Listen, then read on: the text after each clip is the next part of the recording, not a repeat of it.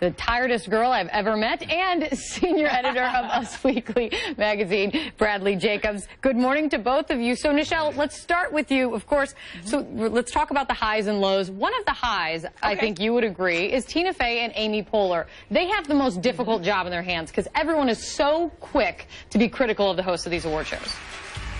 Yeah, and the thing is, they make it look so easy. That's what the fun thing is about watching them.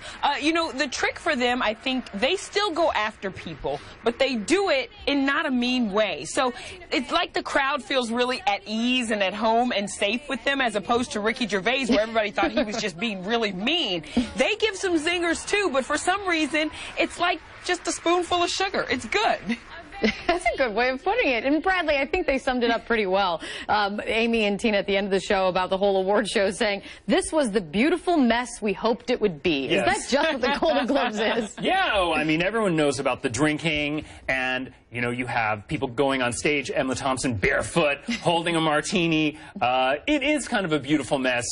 They call winners' names, and they're like all the way in the back, and it takes them a whole minute just to walk to the stage. And you think, didn't anyone produce this? They know who's going to win. So it does have those kind of rough around the edges moments, and you kind of like that as opposed to the Oscars, which is like so lacquered and so perfect, and you just want to like fall asleep sometimes. And it still is 3 hours long, though, right? Well, you said beautiful mess. This sort of went beyond beautiful, though, to genuine mess at some times. I mean, what were the lows for you? I'm thinking Jacqueline Bisset. Jacqueline Bisset. I mean, her movie was Dancing on the Edge, and she was over the edge, wasn't she? It had been 15 years since she'd had her last nomination, and another 15 before that. And I think she was just so weirded out that she was up there. She didn't know what to say. She was like in a dream world, a trance, and the whole world of my Twitter lit up with Jackie Bisset at that moment. Did people like what she said, or they didn't like what she said? I mean, what did she say? When in doubt, always say you were scarred by your parents. I mean, I think isn't that the rule? She swore. She said her mother gave her joy. She used the S word. She was all over the place. But you know, it was kind of a career-making moment for her. She's 69 years old. She's winning a Golden Globe. She looks great. You know, I think good things are going to happen to Jackie Bisset from here. All right, gentlemen. All right, fine. I'm going to jump in and talk about what we all really care about, which is fashion, Nichelle. All we do care about. I know. John Berman has been champing at the bit for this. Okay, thank you. I will say, and I am definitely not an expert on this, but I will say I think there were very few misses. Women looked amazing. The guys brought their A game. Don't you agree, Nichelle?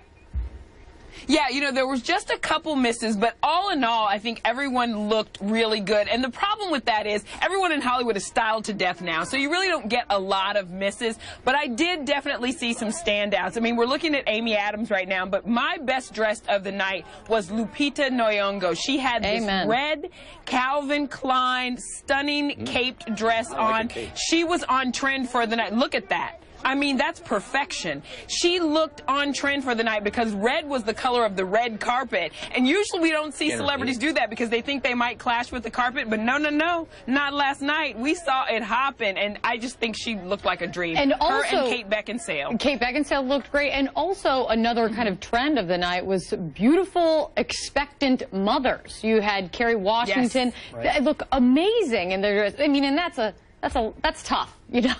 What about the guys? Yeah, Olivia. Well, first of all, you know what, Chris? The men never get a lot of love, but I do want to give a nod to Kevin Spacey last night. He had on velvet Burberry, and that man was working that suit. I thought he looked fantastic. I also thought Matthew McConaughey, he had on green velvet. That did look good.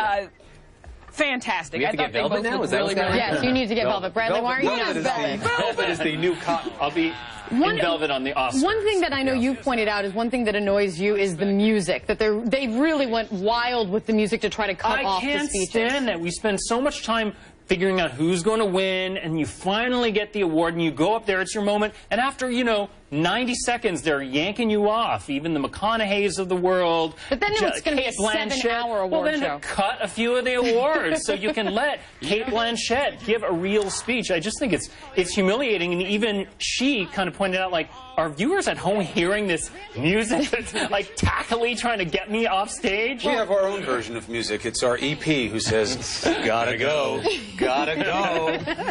Which means we gotta music go. to my ears. Oh, Nichelle, you're just trying to get on Matt's good side. You know that.